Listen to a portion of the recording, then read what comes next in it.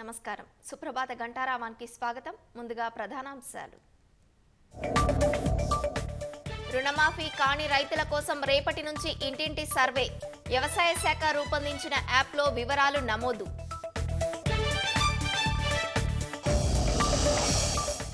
కాలం చెల్లిన RTC బస్సులతో హైదరాబాదీలకు అవస్థలు. మొరాయిస్తున్న వాహనాలతో ప్రయాణికులకు ఇబ్బందులు.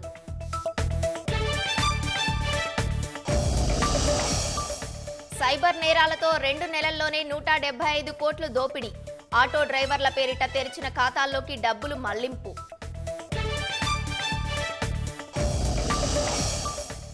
జమ్మూ కశ్మీర్లో ఎన్నికల్ని ప్రతిష్టాత్మకంగా తీసుకున్న బీజేపీ. ఒంటరిగానే పోటీ, బరిలో లేని చోట స్వతంత్రులకు మద్దతు.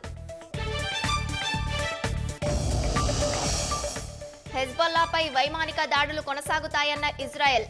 ఉద్రిక్తతల వేళ అమెరికా, ఇరాన్ అప్రమత్తం.